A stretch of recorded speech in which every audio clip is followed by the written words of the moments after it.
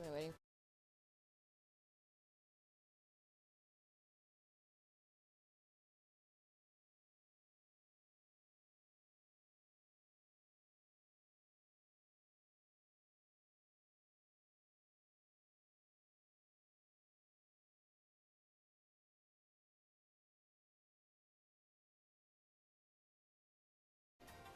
Testing. You are locked into the Monster Cat podcast. Testing. Okay. Now I have audio. Start from the beginning. Okay. All right. As I was saying, I decided to film this. What I was going to do is I was going to set up and then so that we could play through, just to kind of kill some time and so that we can have to do all this on stream. But the issue that I ran into is that this game does not have any setup videos online that I could find. A lot of them were just unboxing, which we also unboxed this game. But I figured as long as I was setting it up and struggling through the setup, I might as well just film it so for other people, they can do the same if they have this game. We also do have the Kickstarter sets. I'm not going to be doing any of that. The only thing that we're using is the neoprene mats from the Kickstarter. I'm going to be using those because why not? And then, yeah, so I'm going to be struggling through this. I'm already like trying to read this and I'm like, English is hard. Okay, again, I don't know what the port board is. They're just like, oh, set out the port board. I'm assuming that's the ship board. Maybe it's this? I don't... Maybe I'm just dumb. Maybe it's this. Set out the game board.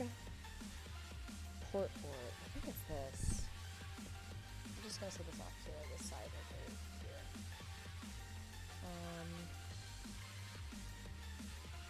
Game board, port board, tokens, gems, and dice. And this has a 1 on it too. Tokens, gems, and dice. Tokens, so this is money, obviously. Okay, so it is showing these as well. Kind of working one-handed as well, so take a little bit extra time. This.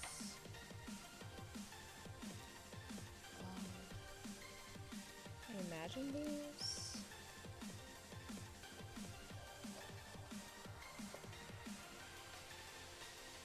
Probably these as well.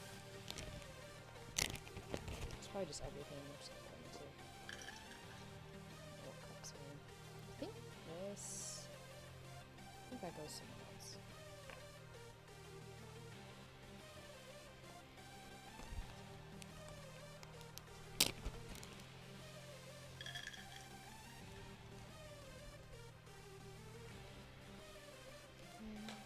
And then the other Kickstarter thing that we are going to be using, hopefully if we ever get to this game, tonight, is the Kickstarter dice. I'm assuming that those... I'm pretty self-explanatory. So, over there.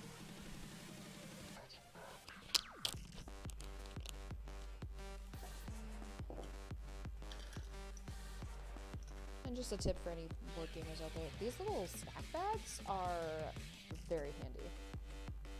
You get these things at Walmart. See, these little clue tokens. I really want to like this game because the idea of it's cool. I just hope that they executed it well.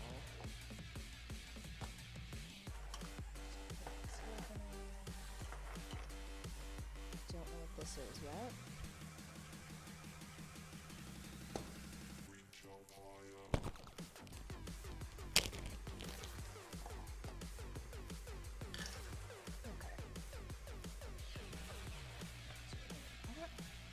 Let's see. Okay. Game board, port board, tokens, gems, and dice. What are gems? Are they... Pretty sure these are all just minis. Oh, I see. Underneath the first layer of minis.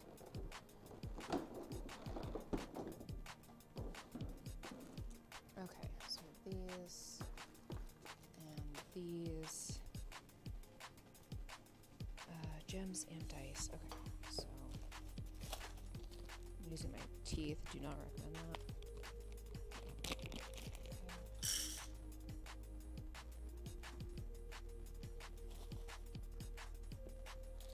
I'm assuming that these are somehow like probably stamina and injury or something.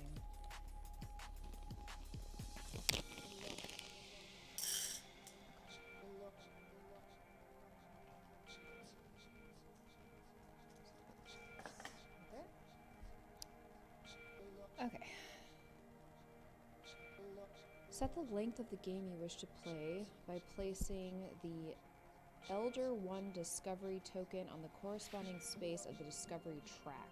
The Elder 1. The hell does that mean?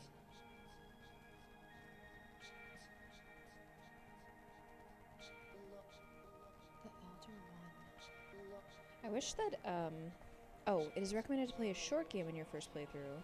Short is 8. Okay, so it does tell you. Cool. This out of the way. Is it this one? I think it's supposed to be here, but I don't know which. Elder 1 Discovery. Do they have like... I have a picture of all this stuff.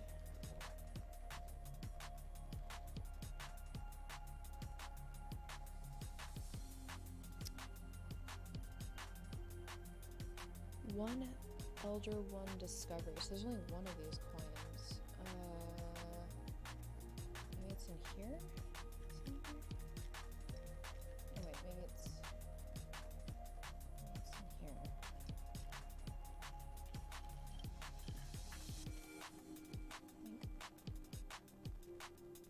This is an enemy agenda.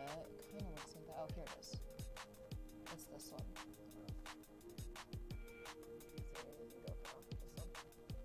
Found it. Probably keep this one out. I feel like that one has to go in there too. Probably just keep all that out. Let's see. Okay. Place the enemy agenda token on the oh wait. Elder 1 Discovery token. So that's this one. So this is going to go on 8. Place the enemy agenda token, which is the one I kept aside. Lucky me. Took on the first base of the agenda track. Okay, so the agenda track is the red track. 1 hour of But where do I put it? Monster Cat music. On the first space. Okay. 1. Let's put that there. Okay. Each player collects 1 shipboard and a ship miniature with matching figurehead and colored chip on base. Okay, so let's see. What do we got here? I wonder if there's like a recommended. Does it say for 2-player? Which ships are recommended? Let's see, each player collects 40 coins, so this is for just each player. It doesn't say...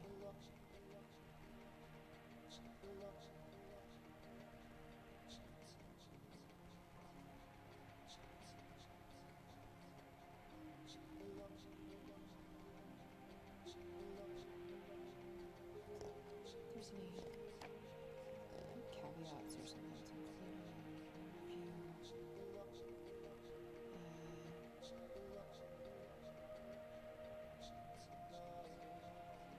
I am reminded that this game is something about we pissed off the gods, basically, and it is constantly raining, and that's why it's called the Everrain, obviously.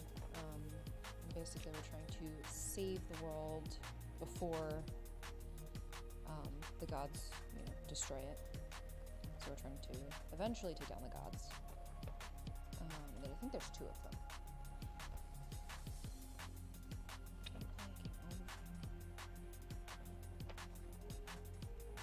Okay, well, let's see what we got in here. Aberconway. Are all these the same? Queues, issue orders. Port. So these all look the same. Cold sword, passenger, below deck, crew. Okay, maybe these are all the same. They're just called different things and they just look slightly different. So maybe it doesn't actually matter, but I think I'm gonna go with the ram.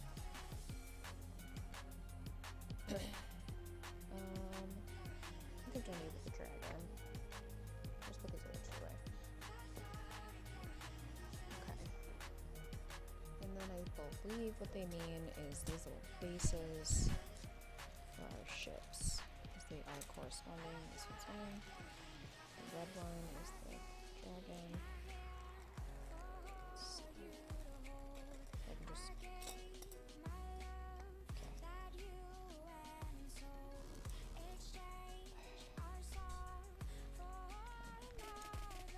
Okay. That, and then the corresponding ship. I think it's something about the bow of the ship. This looks like a bird. Okay, here's the ram. I don't know if that's even visible. Oh, okay.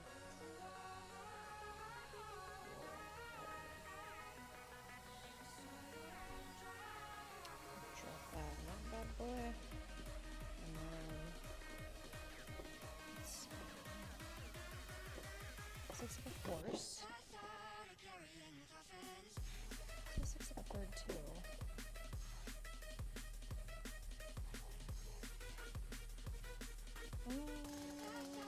Why do none of these look like this red one?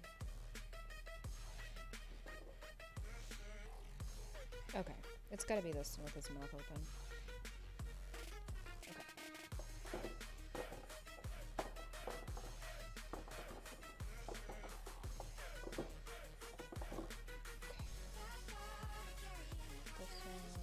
This one. Alright. So. I have to speak.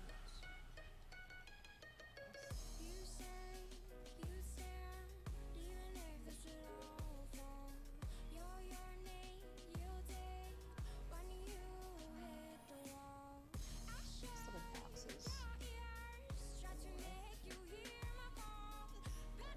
Oh well.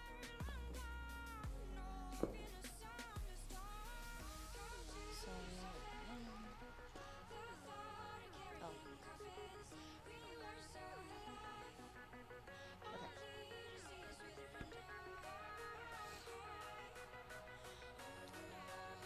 Okay, one shipboard, ship miniature with matching figurehead and color chip on base.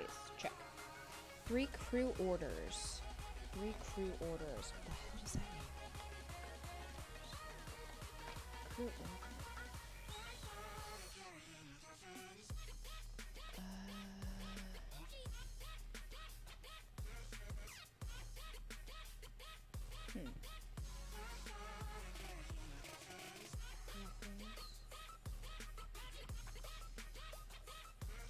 Maybe there's a card that says orders on it or something. Trinket.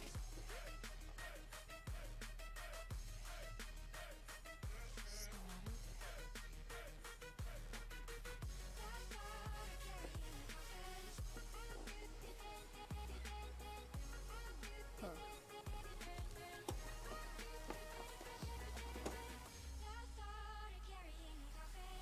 Thank you for listening to this week's podcast.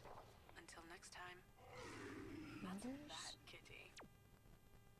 These are how players perform almost every action and there are 4 distinct types. Okay, these are orders. Navigation, crew, artillery. Okay, so it's these ones.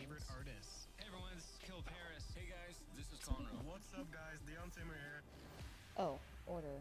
And of course, Navigation a order. place where Artillery individuals and like fleeting. yourselves can take part in a global family. Okay, Hey so yo, this is Logan from Australia. I'd like to shout out everyone who listens to Monster Cat and remind you that you're awesome. So glad I'm 3 here. crew orders, 2 navigation orders, So get and yourself 1 ready for an hour artillery of fresh order. music, and it all Placed in the starts fresh right order now. area. Fresh order area. There's number 3 on it. With nothing to hold us Oh, back, okay, they have them these like are the here. songs of the wild. Ah, fresh orders. It's literally Hey written. everyone, my name is here. Holly. I'm the apparel shop manager here Okay. at Monster Cat. I am back again to host another episode in honor of our 3rd Envision line drop. This time we got to work with a local Vancouver artist. Her name is Allie Bruce. I'm really excited to tell you a bit about her Okay, and so the introduce crew you to and these Tristan, who's the ones. head of apparel here at Monster Cat. Don't remember how many it Please says, check so it I'll out. just The line put just dropped that. today, so Crew. shop.monstercat.com. And And to kick off this Navigation. hour, we've got Dystopia Blue with the 2077 by Fool and the Forgotten.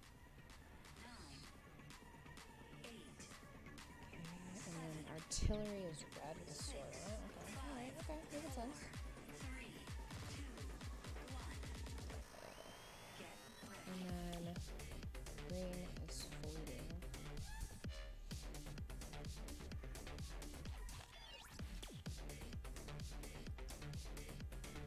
Okay, I have to look back. Okay, 3 crew orders, so we each get 3 of these. Measure, just gonna stack them. 2, 3, just an extra one.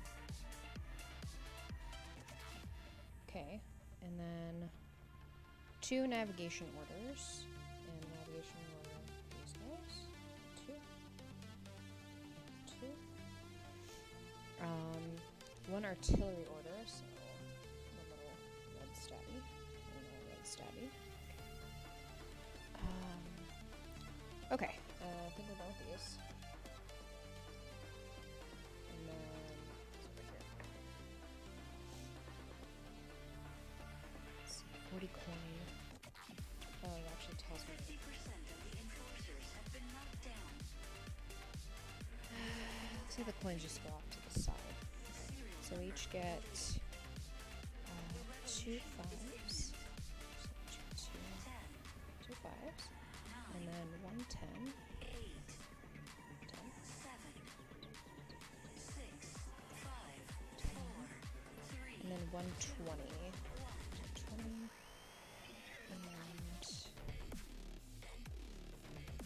there's another 20. Almost want to break up those metal coins that we have. Okay. 2 deckhand crew boards and a positive and negative trait card for each. At random, placed in the crew slots, along with the matching crew miniatures placed anywhere in the below deck area.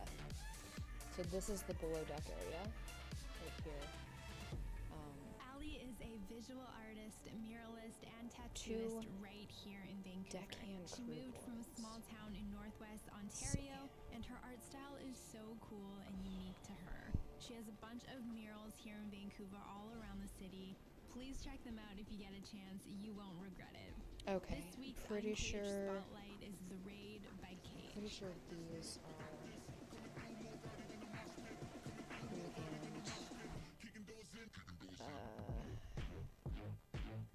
crew boards.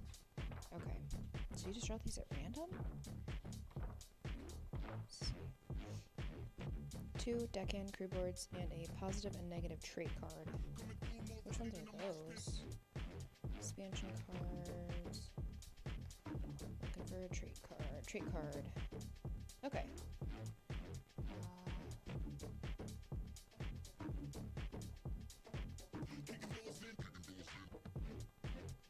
So I have these little guys. This is schematic. It's like from.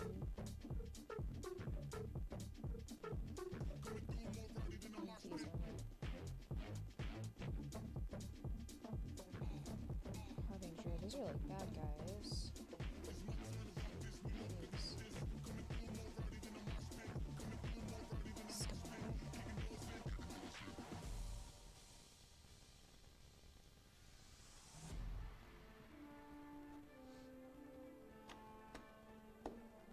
Separate these out. They all kind of look the same, which is kind of frustrating.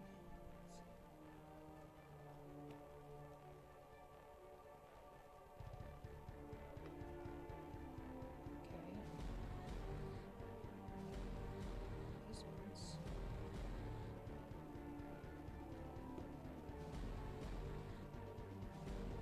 Okay, these are all the same.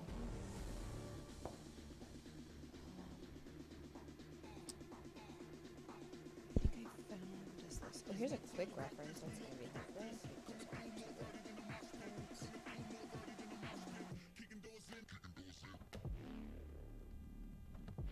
This is another quick reference, but it's terminology, crew death, and ship sinking. Yikes. Okay. Let's see. Positive traits and negative traits. What are the cards that go to this? None of these seem to be. I don't know if they're bigger cards.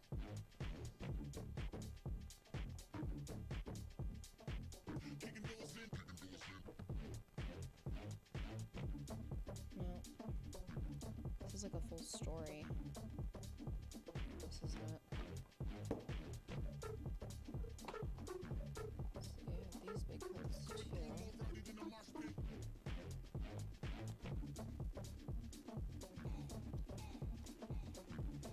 I feel like this is a placeholder card so that you don't have an interruption in your story. Okay, cool. So I still don't know what they Now are. to introduce you to Tristan. My name is Tristan Gonzalez, and I'm the head of apparel at Monster Cat. I oversee the apparel department, where we Okay. create unique products for the Monster Cat client base. More with Tristan after Loki's remix of Play by Tokyo Machine.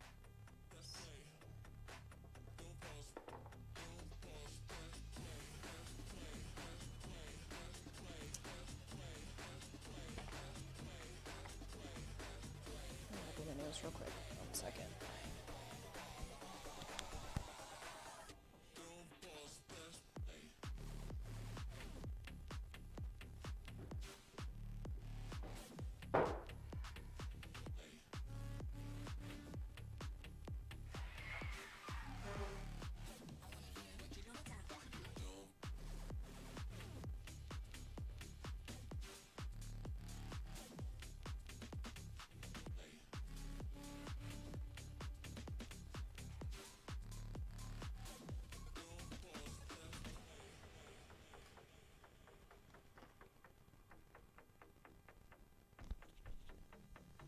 Okay.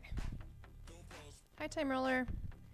I just figured I'd start filming because I haven't seen any videos on the setup for Everrain, and honestly, I'm having a little bit of a hard time with it. But we're getting there. We're getting there.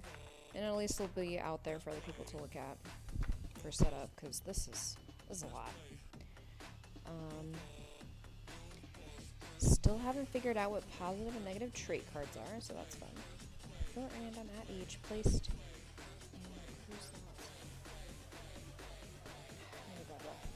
Let me grab a poof for my mic. Testing? Okay, there we go.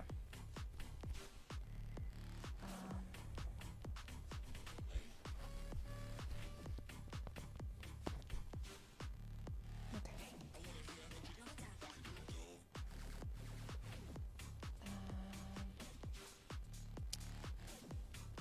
Positive and negative trait. 32 traits. Oh, these little itty bitty cards. Where'd they go? They're so tiny.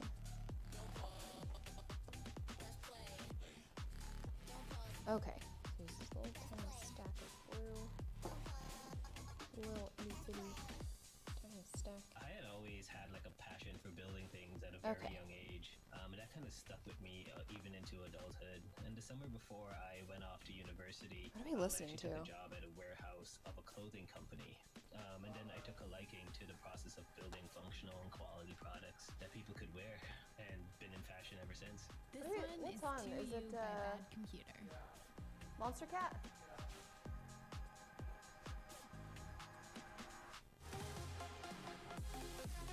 Okay, just fast forward a little bit.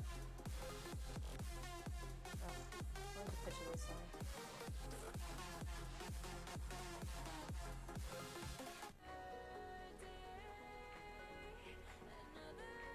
Okay, there you go.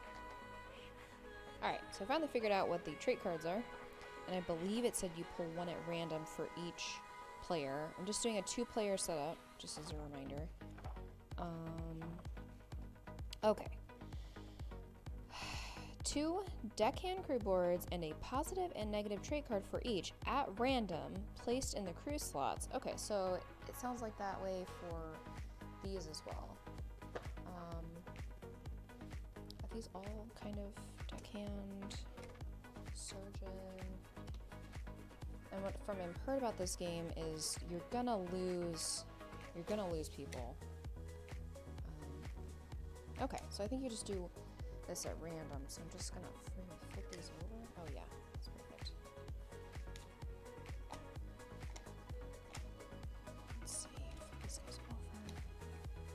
And then I'm just gonna, I don't really remember what any of them were. Let's see, one of these. Oh, two. So I'm gonna do this one, and I'm gonna do maybe this one. John David can do these two. And then I'm just gonna put the rest of these guys off to the side because I'm sure we will need them. I'm just gonna stack them.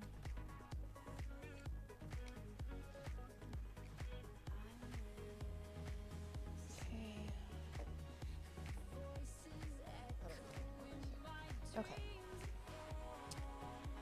What did it say? Oh, and then let's see. I'm gonna grab one of these and one of these.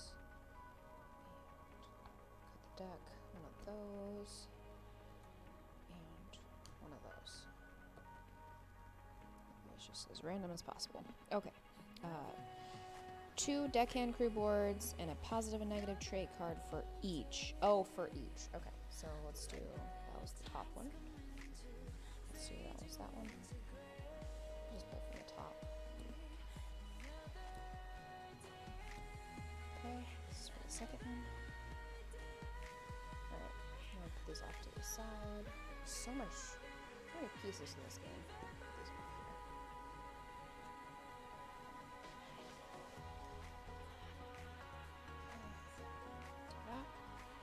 Alright, so got that, and then these are like little cheat sheets. Probably just keep these all up to the side.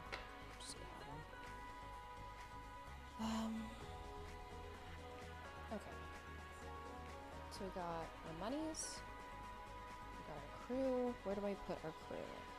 Placed in the crew slots along the matching crew miniatures, along with the matching crew. So let's see who we got.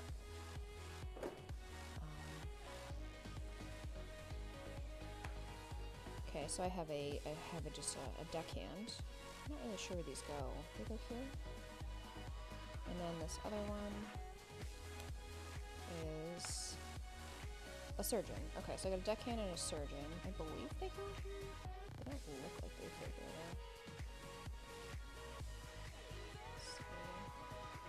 though. Placed in the crew slots along with the matching crew. Huh. Hey Barrega, how are you? Let's see. This one, I'm just doing a setup. Doing a setup video for the Everrain, so we're gonna be playing this hopefully sometime soon. I decided to do the setup on stream because there are no videos online, which I'm just gonna struggle through this, and then somebody can eventually like fast forward through this and then be like, oh okay, that's a 2-player setup. Let's see. Random. Place in the crew slots. I still don't know what that means. With the matching crew miniatures placed anywhere in the below deck area. So I believe the figurines go in the below deck area, which is only from here to here. So it looks like you can only have 6 below deck. And from what I remember, the playthrough that I watched, which didn't include a setup, ironically, is you have to pull people from below the deck to put them on your ship. And you have to put, if you're going to shoot at somebody, there has to be somebody near your cannons. And I think likewise to navigate, somebody has to be, I think on the bird's eye, on the nest at the top. So let's see, what did John David get? John David got a deckhand and another deckhand, which is good because in this game supposedly a lot of these characters will die, so just killing off 2 deckhands. Now I have to find the corresponding minis. Let's see. I believe the deckhand. Oh yeah, deckhand is just a bucket. Oh, but he got one with a bucket and a rope. Kind of looks like a wand, but he's supposedly pulling a rope.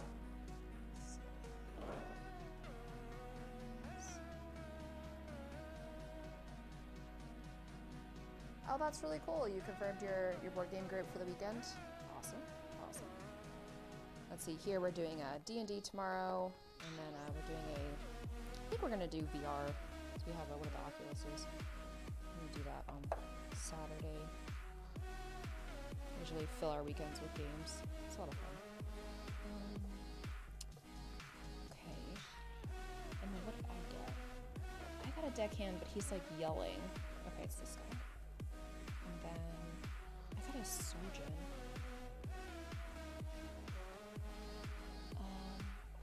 Oh, he's this guy carrying a saw. How fun. Okay.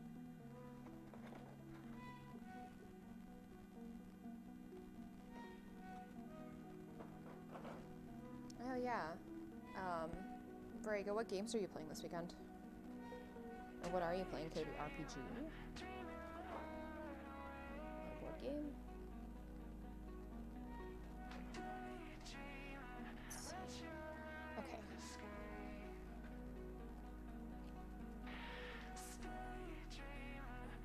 Okay, it looks like these cards just go off to the right.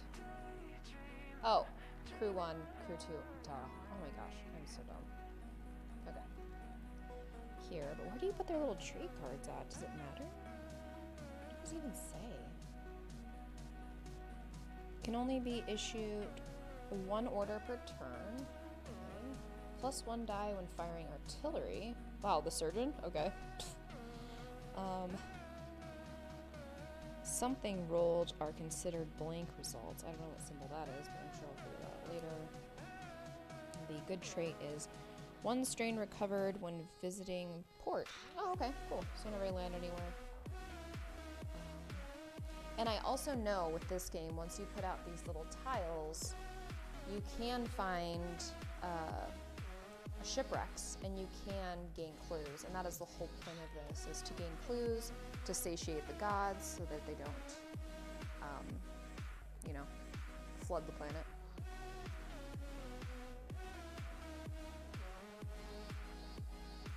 Oh wow, I've never heard of any of those games. You're playing Mega Man Adventures, Skytear Horde, and Ashes Reborn. Those all sound amazing. Various forms of social media, visual arts, blogs, and sometimes even just looking into our community. But what we're looking for are the artists that have like a unique style, diversity in creative outlets. We're also looking for an appreciation for music. Oh, What I think we're really these guys hoping is just- that people will see creatives creating at Oh, Monster 1 and Cat 2. and Maybe also they get have to go into inspired to create correspondence themselves. spots.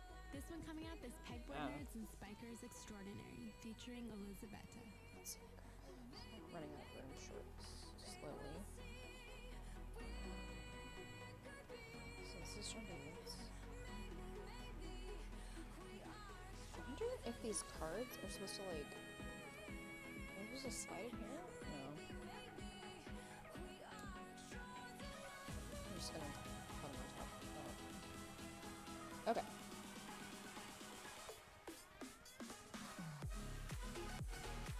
Just gonna set this here.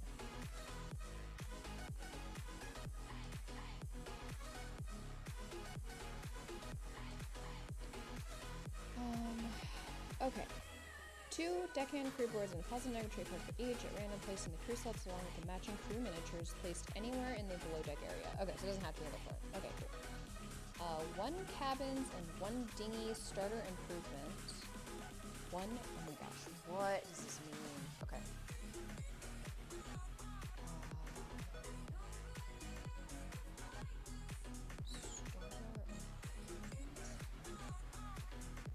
Oh. 44 improvement? Are these? Are there any other improvements on here? I don't see any. Okay.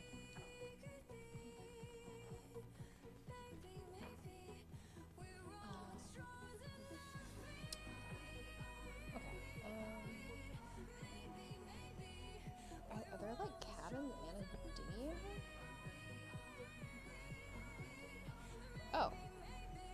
Maybe they mean this? Cabins and what's the other one? Oops. Dinghy.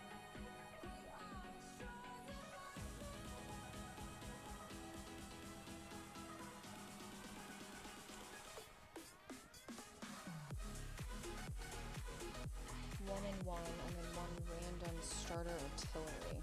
Let's figure out what that is. I need 1 more Oh, these are like an alphabetical. Okay, cool. That. Now I just need to figure out what they mean by random starter artillery. Are these really the same price? So artillery? Munitions. Armory.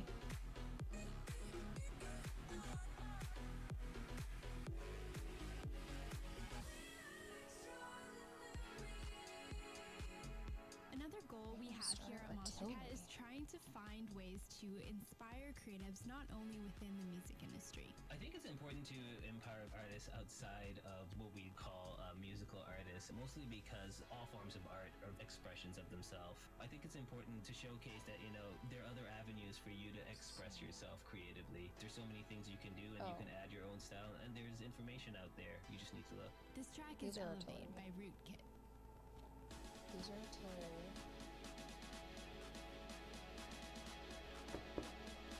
These are enemy. Artillery, enemy, treasure. Artillery, enemy, treasure. Okay.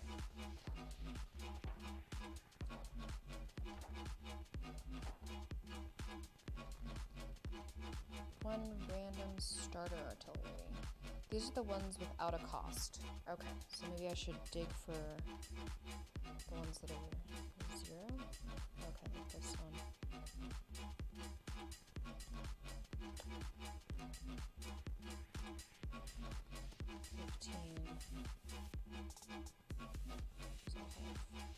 Cost. Ooh, these ones don't.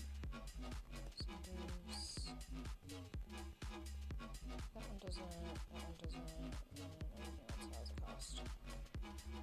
Okay. So I'm just gonna shuffle these.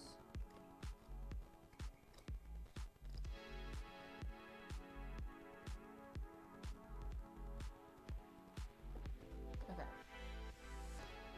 So we each get one of these. One of these.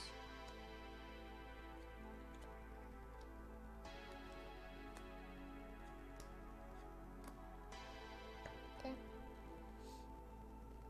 Install these anywhere possible on your ship and place any unused starter improvements and artillery cards back in the box. Install these anywhere possible on your ship.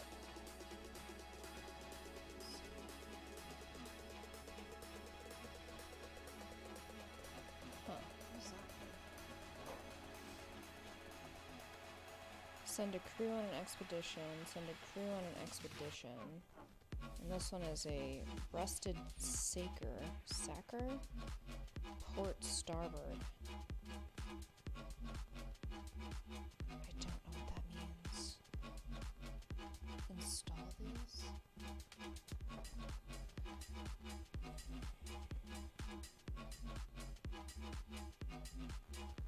The song is so clunky.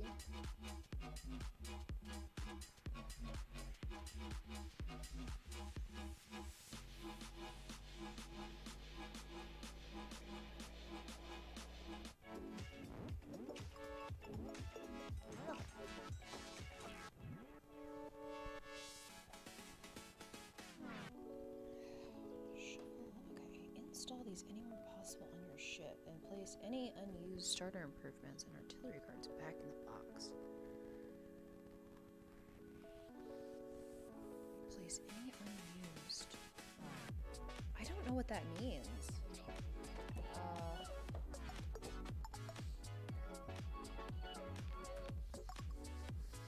Improvement cards. Improvements may be found or purchased and placed in the improvement slots below deck. Below deck.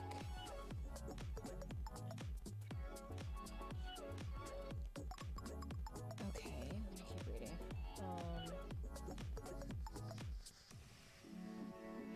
Unusable and identical improvements are installed adjacent to each other, making these spaces whole and active.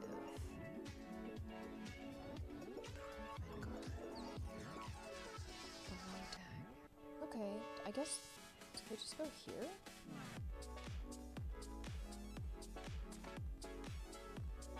Huh. Maybe they just sit on here? Like that?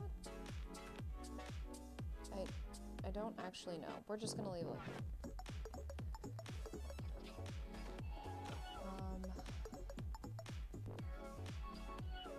Okay, and then it says shuffle the improvement, artillery, treasure, positive trait and negative trait card decks, and all remaining crew boards and place them along the game board in their slot face down. Okay, let's see. A lot of us have already seen her It artwork around says the city before, so it made it that much more special. I think Allie is quite unique. She is Vancouver-based, so she is very close to home okay, so for us. She's these were Canadian. kind of shuffled She's a already and they are prominent face down tattooist. She has so these go multiple supposedly murals here. all over Vancouver. Not to mention, she was very familiar with who Monster Cat was as a record label. This one is Cage's And remix of then- Voyage by Rootkit. Let's see.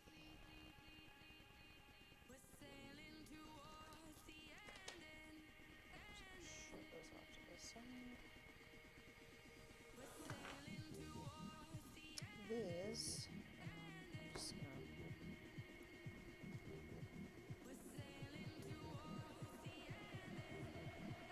Don't shuffle that well. I don't really have a thumb. Just gonna. Sure. Okay. Shuffled. So this goes here. And then the X, which I believe is artillery. Shuffle these. Hey you! Can you come here? I'm just remembering, like, some of these really need to be shuffled because they're separated by how much they cost. Can you just give this a shuffle? And then give this a shuffle. And this a shuffle. And then these little guys. And then, so it should be 1, 2, 3, 4, 5. There should be 5 things. 1, 2, 3, 4, 5. Okay. Improvement. Wait, which ones are improvement?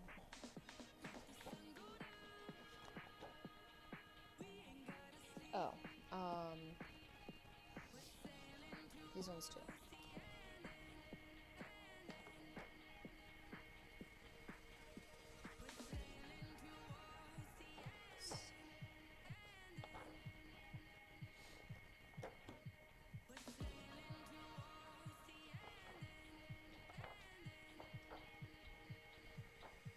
Everrain or ever set up. Oh, Am I right?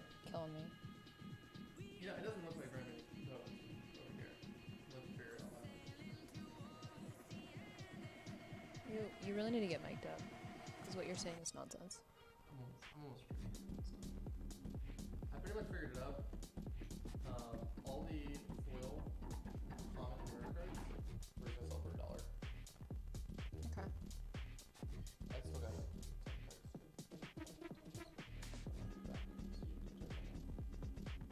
Short term. Go ahead. What were you saying about how easy this was? And how long this setup was? Go ahead. Go ahead. Oh, you're just gonna turn it off? Okay, cool. Thanks. Thanks for all that content.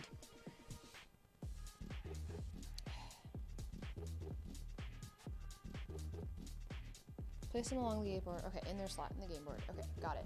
Okay, so based on the pictures, this goes here. Oh, come on. This goes there. Is it this? No, it's this. This goes here. These go here. Coming up next is this week's Instinct This goes Spotlight. here. This is Worst Part of Heaven And by then I Dumu think, yeah, featuring this goes Trove. here.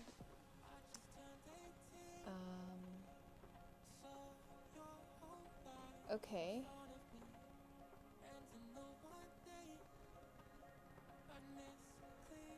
Okay, this makes no sense.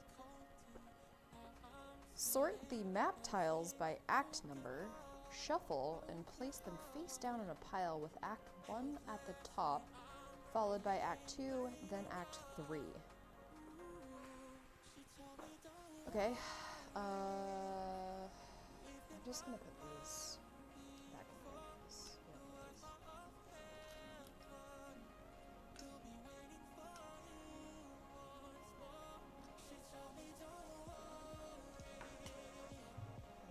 Ships. This is. Alright. It's actually labeled.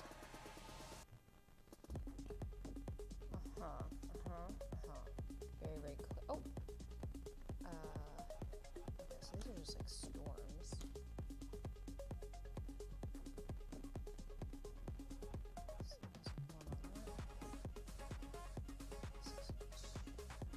That's confusing. Oh, so one clue goes on here. But these must be by acts. So, Act 1. Act 1. Oh, this is 3. 2. 2. 2. 2.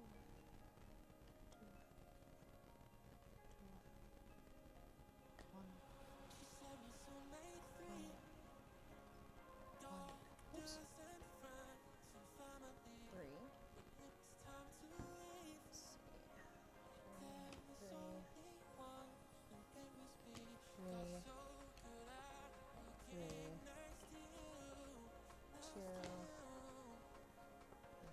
Two, and are these little guys? Are these marked? So this is more storms. Oh, these are the shipwrecks I was talking about earlier. Okay.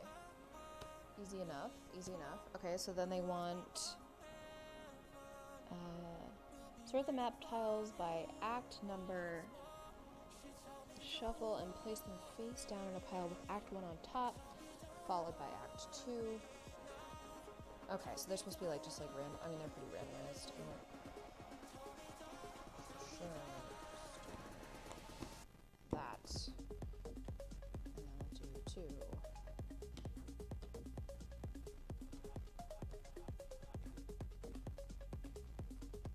Shuffled. Sure.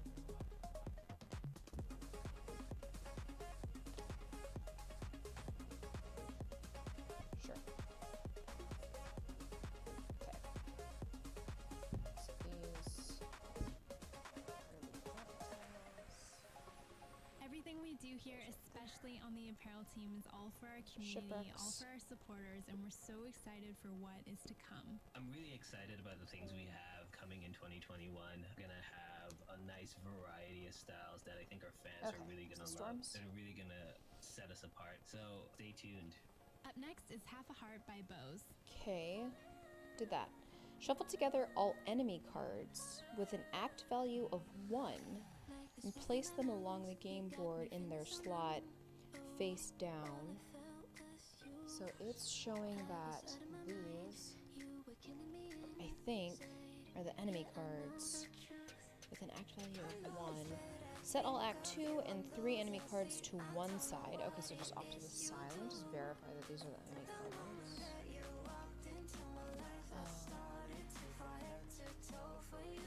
Yes. Okay, so I need to just take out. Oh, they're nice and shuffled. Okay, so I'm assuming that one of these numbers means impact.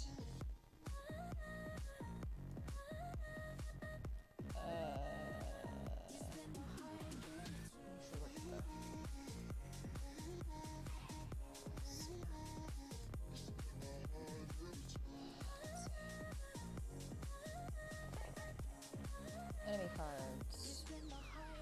Where's the act? Act value. Oh, it's down here. So what if it doesn't have an act?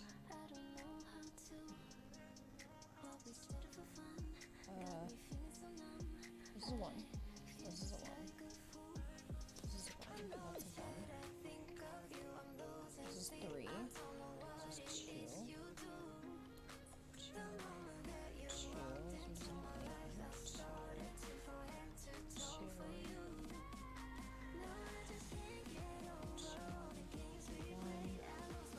1. 1.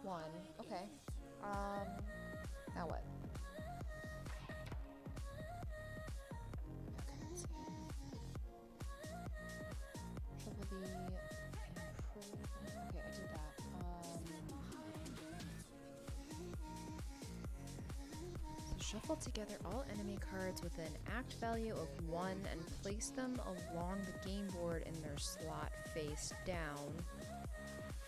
Okay, so what about the ones that don't have Thank anything? you for all your support, Monster Cat family. The new collection's out. Envision Alley Bruce. Go check it out at their shop.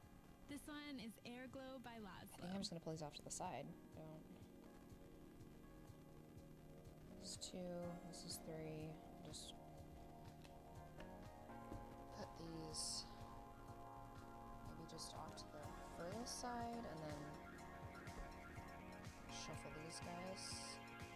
Maybe.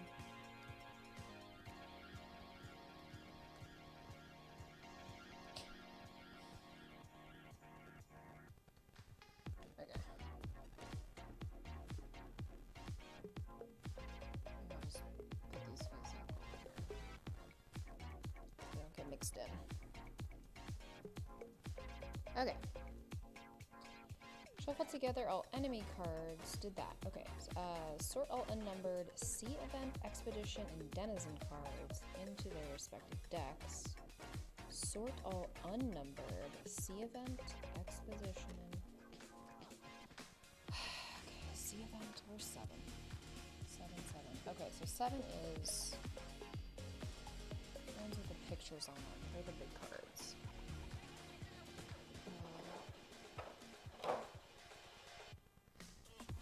So we got, I believe these ones are all the same.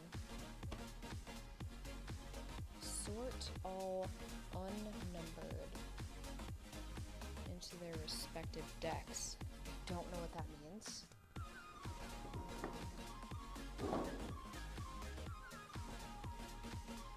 So what is this?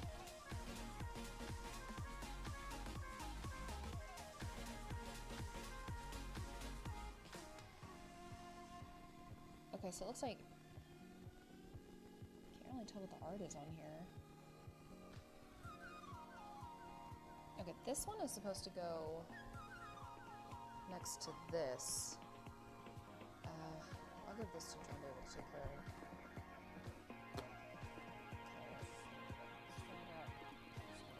Okay, so the Denizen cards supposedly go there. And then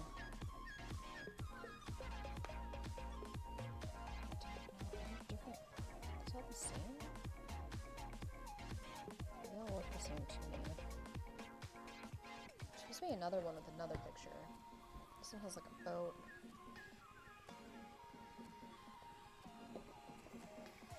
There's this deck, but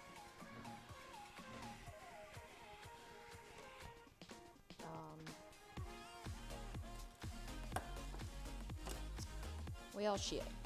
I don't know what to do.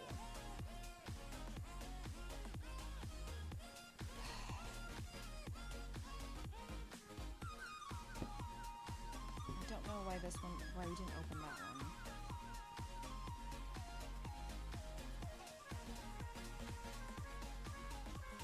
Sea Event.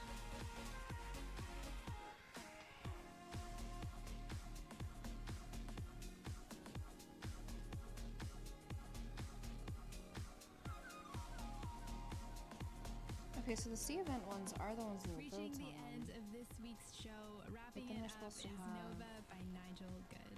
And thank you again So these for are the Denizen listening. ones. As Okay, so always, that's it means correct. so much to us.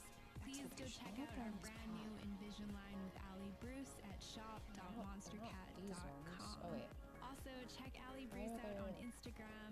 That's at I am so confused. ALITBRUCE. John David, are you almost done? We'd also love your Okay, I need input, help. So let us know what you think about the collection. Let us know if you have any artists in mind that you'd love to see us collaborate Specifically, I with. just need you to All open input this- is welcome. We this love you card guys, pack. and thank you so much to the Unless I can entire just team once again who has made this launch successful tear it open and with my possible. hair on. Have a great Can't- week. My name is Holly. Can't Until get next it. time, later days. I also don't understand these cards. I don't know why these ones are separate. They're like Denizen cards.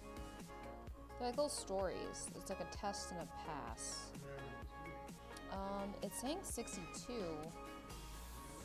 I don't know.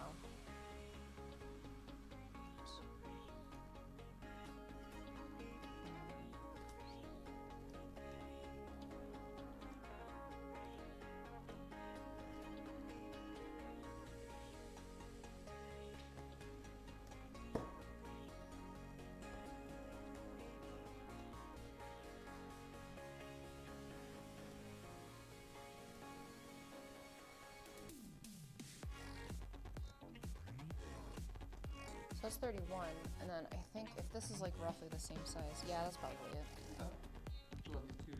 I think so. I just don't know if like the order matters. It says.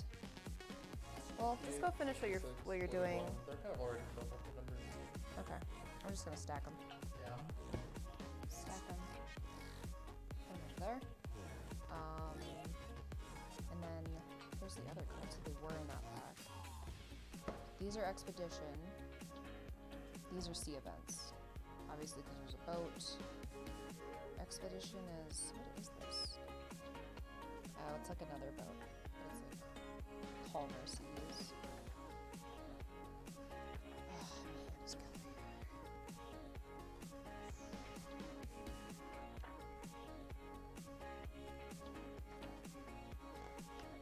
Oh, pass it. Okay, so sort all unnumbered. Unnumbered? What is that? Test? Okay, so this one's numbers.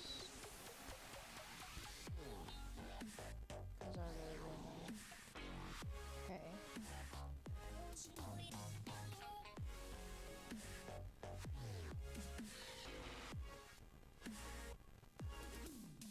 Yeah. Okay. It's not very many. This is just this.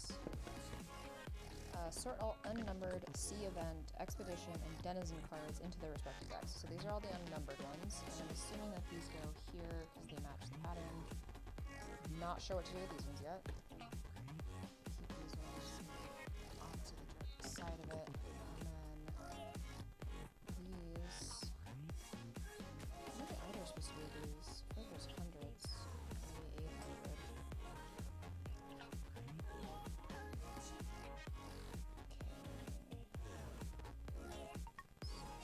Oh, 91. Okay, cool. Alright, so I just have to take the ones that are not numbered. None of those. Oh.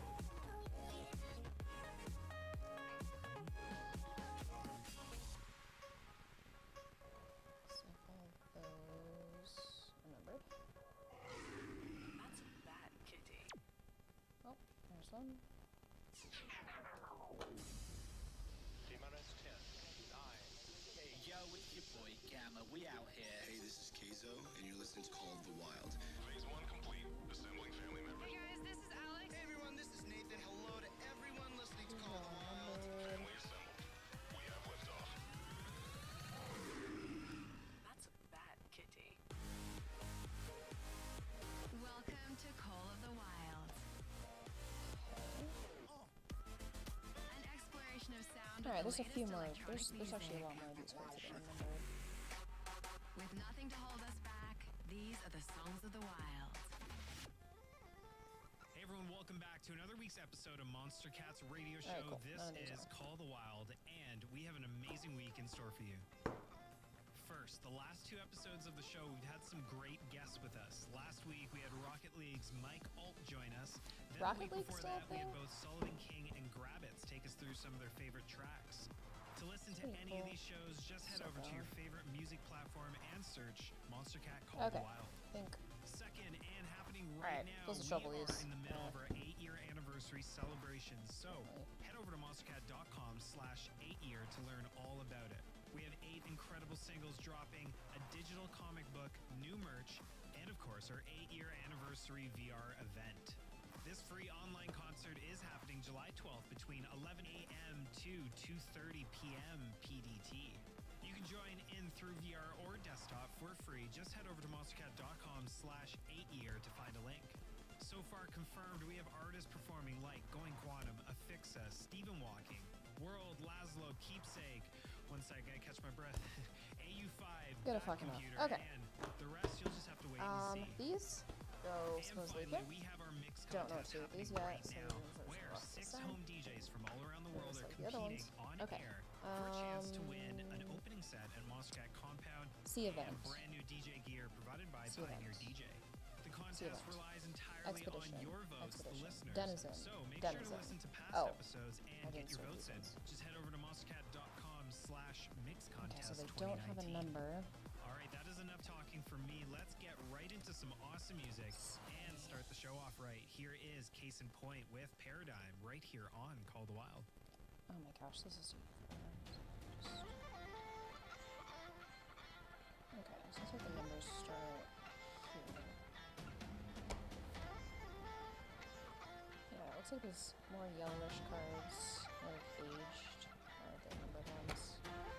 Okay. So, again, shuffle, shuffle, shuffle, blah, blah, blah, blah.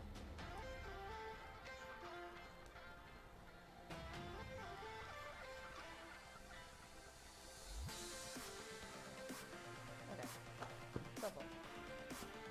Denizen. Okay, these ones are the numbered ones. One of those. Okay. Sea Event, Expedition, Denizen cards into their respective decks. Shuffle, sort all unnumbered. Shuffle and place it on the game board face down. Sort all numbered story cards into numerical order and place them face up within easy reach of all players. This is known as the Ongoing Stories deck. Let me figure out which cards those are.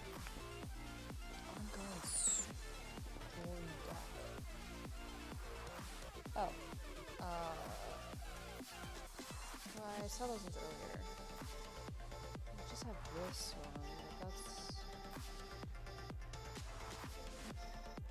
Am I like missing something?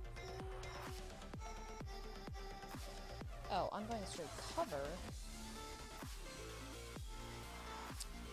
Wheel. Wheel. Scrolls, table, computer, shipboard.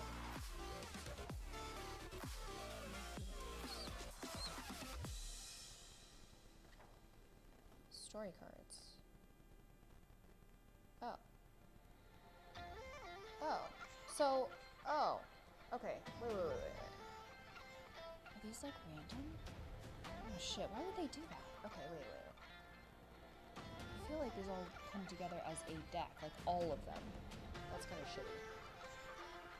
So I have to get all of these in order? Are you fucking kidding me? Ugh. Okay. Maybe I'll start them by 10s first, I guess. This is 50s. This is really shitty. Okay. Not a fan of this. Why wouldn't they just... Okay.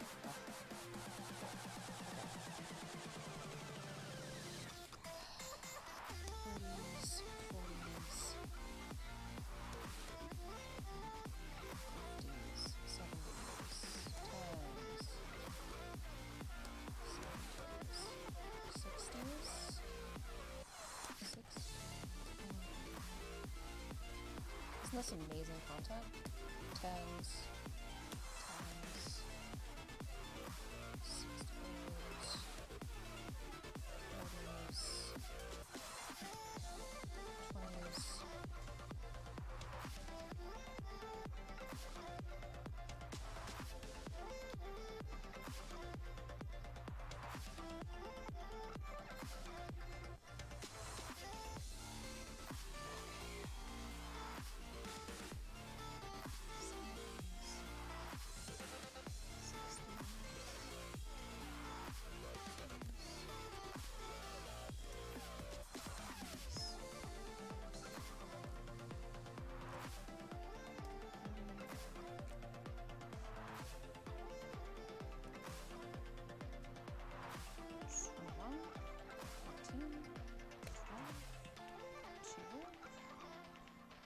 This has nothing.